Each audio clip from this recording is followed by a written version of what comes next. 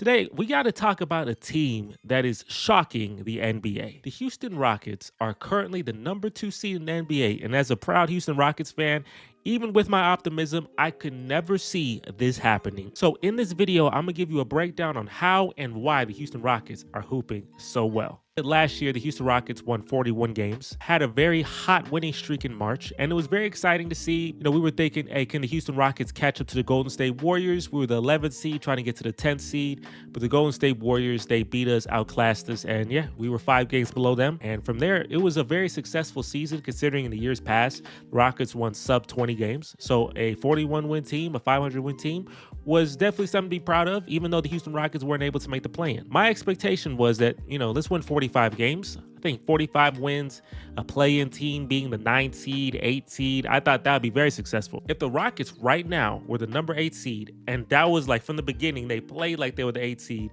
and they are currently the 8th seed, I'd be like, okay, that's a good season. But then they shocked me.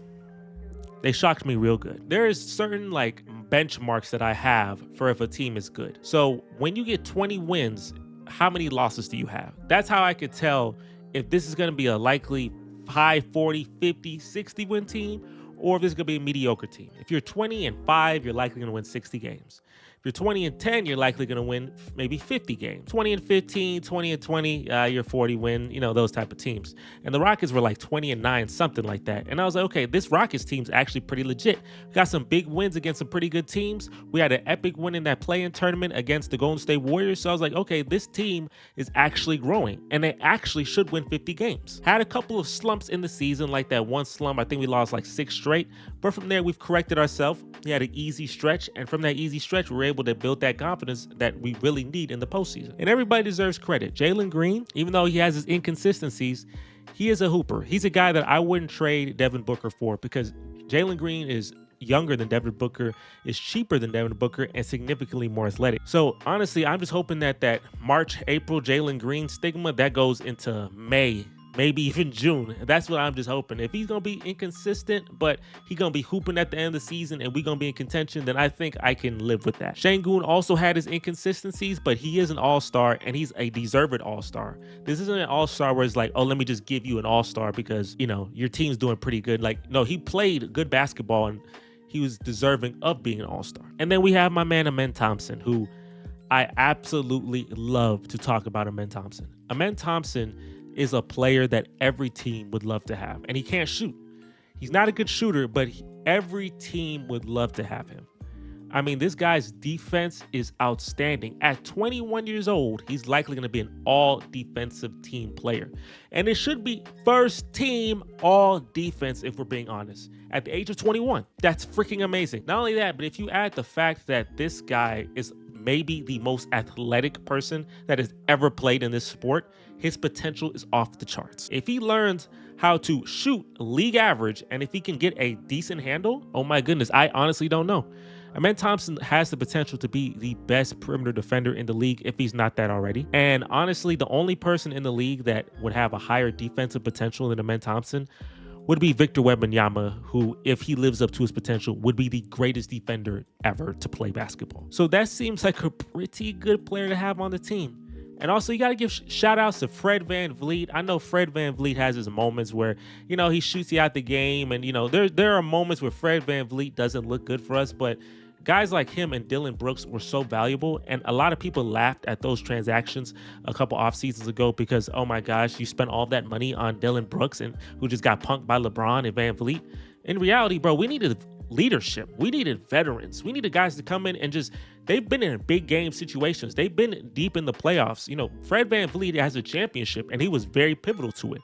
So having that type of leadership is very pivotal for guys who are 22, 23 years old. It was humongous to have. Another guy who I don't think is underrated anymore, but definitely a hell of a pickup, was Steven Adams. Last year, we picked him up, and he wasn't able to play because he was injured. But I was like, I like that. I like having Steven Adams on the team. I honestly feel like he could provide some really good minutes for us. Like he's an excellent rebounder, pretty good passer for a big.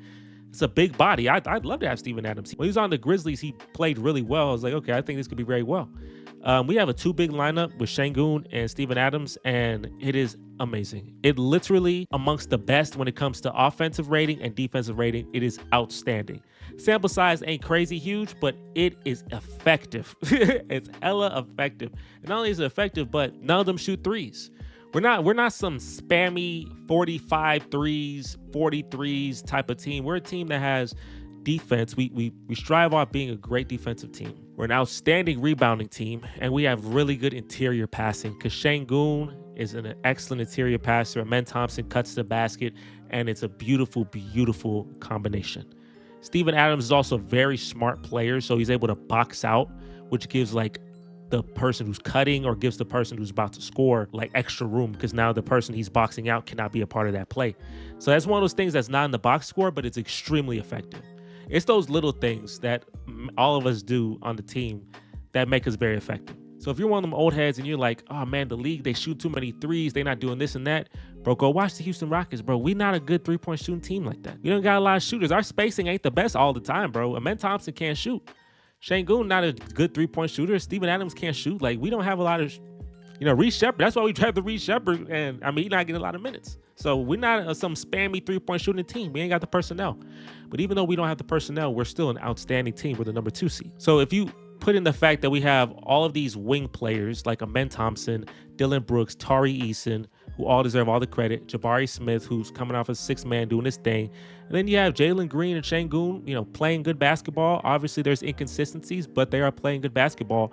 Defense is a great thing to have as your strength because even if you're not hitting shots, you can always be a good defender, have a good defense, and keep the game close. We're a top 10 team in offense and defense, and we have very impressive records against over 500 teams. People sleeping on us still, though. People still sleep on the Rockets. We're a great rebounding team, a really good defensive team. I believe we're like 2nd in the league.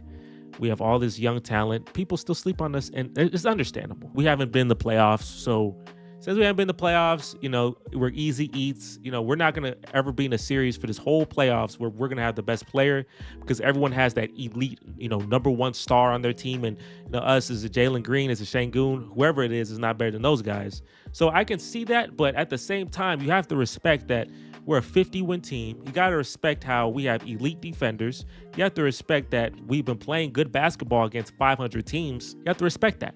It's about matchups, and if the Rockets play a team that they match up poorly with, if they play a team like Denver or maybe Golden State, Lakers, if they play one of them teams, it may be a little hard because, the playoffs, they going to get, them teams going to get a good whistle, especially the Lakers and Warriors. They don't get a good whistle. So they're going to be some games you'll be like, dang, they really messing with us. You know what I'm saying? The referee's definitely going to mess with us. But if we play the Grizzlies or the Clippers, one of those teams, those teams technically can still win. But I think the Rockets should be favored in those series. If you're a Rockets fan, this is definitely the best regular season since like 2019-20. Senior year in college is the last time I've seen us in the playoffs.